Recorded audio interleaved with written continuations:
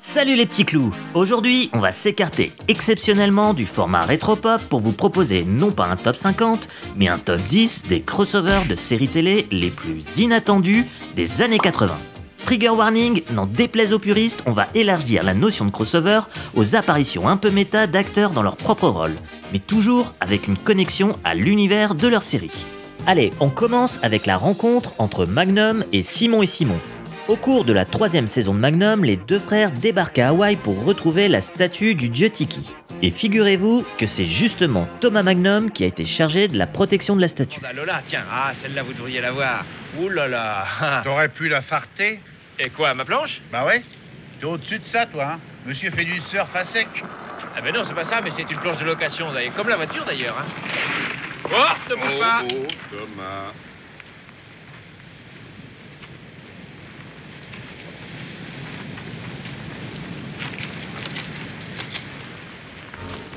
Numéro 9.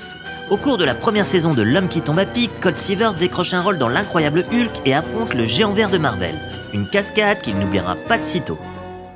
T'as un autre mec de caché dans un coin, c'est ça, hein? Eh ben ça va être sa fête à ce type d'essayer de me prendre ma nana.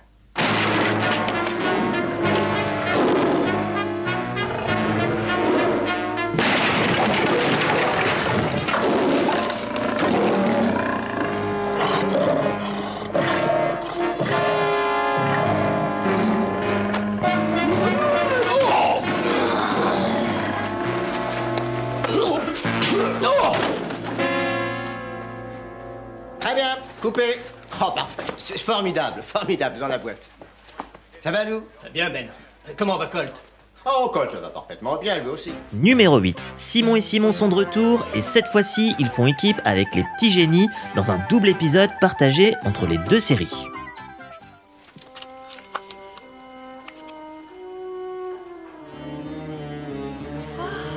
J'en étais sûre. Vous êtes... En principe, il faut le dire à personne. C'est un privé, les gars.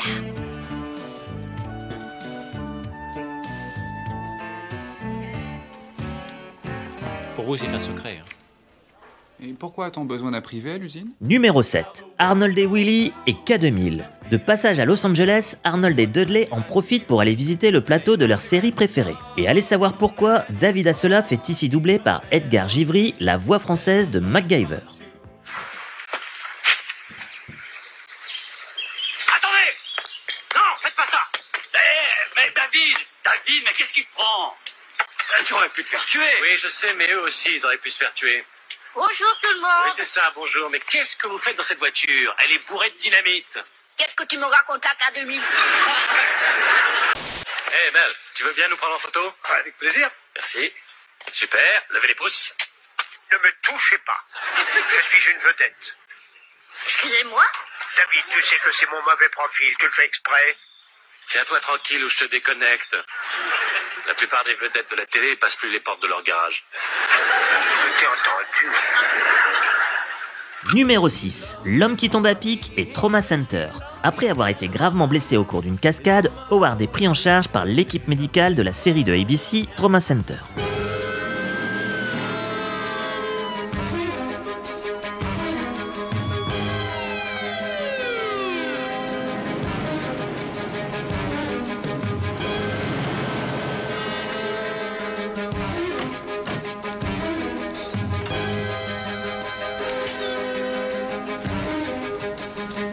Dr. John Gwen est demandé au bloc numéro 8. Quel est le bloc des urgences? Vous êtes attendu au bloc numéro 2.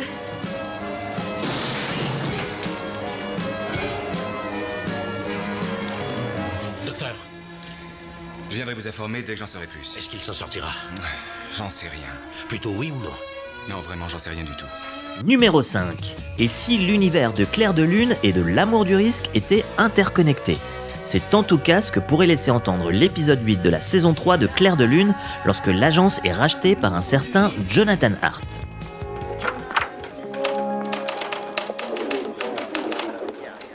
Madame, vous désirez?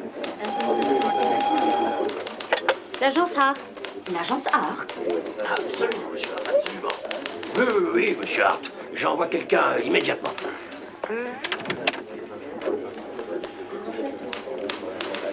Je vous ai déjà vu quelque part. Non.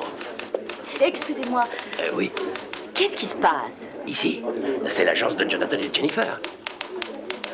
L'agence Hart. Mes employeurs, monsieur et madame Hart, ce sont les meilleurs et les plus célèbres. Est-ce que par hasard vous sauriez ce qu'est devenu l'agence Clair de Lune? Clair de Lune, une agence de quoi? Numéro 4. Arabesque et Magnum. Au cours de la saison 3 d'Arabesque, Magnum est accusé d'un meurtre qu'il n'a pas commis. Et cette fois-ci, il devra compter sur Jessica Fletcher et Higgins pour l'innocenter. La caution de Magnum a été fixée à 100 000 $. C'était pas difficile, j'ai compris tout de suite que l'assassin c'était le psychiatre. Jetez cette arme, salière. Croque-vous!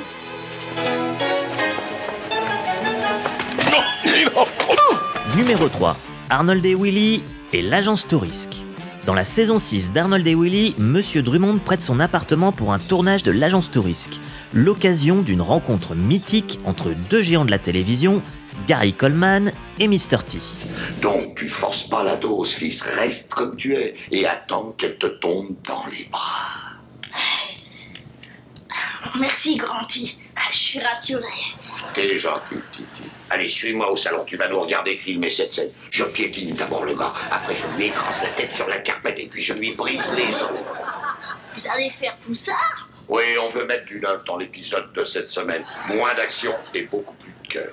Numéro 2. Ricky ou la belle vie et Arnold et Willy. Arnold Jackson débarque à Shallow Springs pour écrire un article sur les talents de Ricky en informatique. Mais le FBI se met à leur trousse lorsqu'il pirate les ordinateurs du Pentagone.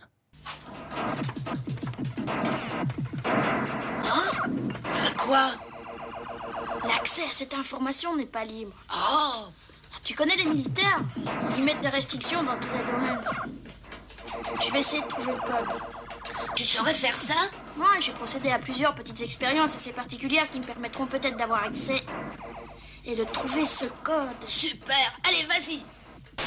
Votre fils et son copain Arnold ont volé des plans militaires top secrets. Le Starlight 2000 est un appareil de combat supersonique.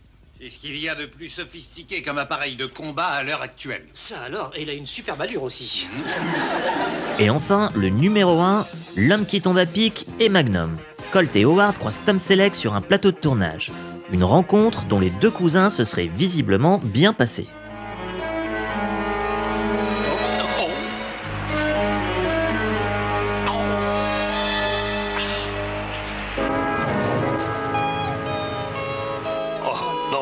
Qu'est-ce qu'il y a? Les autres nous poursuivent encore? Non, c'est pire que ça.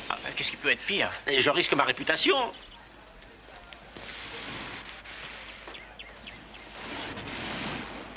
Colt? Colt Seaver, c'est bien vous? Salut, Tom. Est-ce que le Magnum marche? Oui, du tonnerre, ça marche bien. C'est une boîte sûrement agréable pour y travailler. J'aimerais bien faire quelques numéros de cascade chez vous.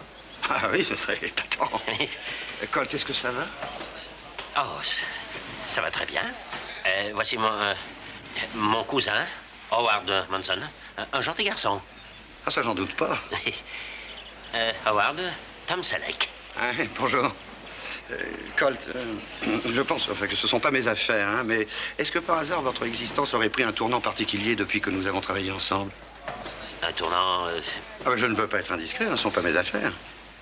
Ah, à cause de ces fringues? Ah, non, non, non, non, non, non, non, non. Non, c'est pas ce que vous croyez, Tom. Ah, mais ce ne sont pas mes affaires.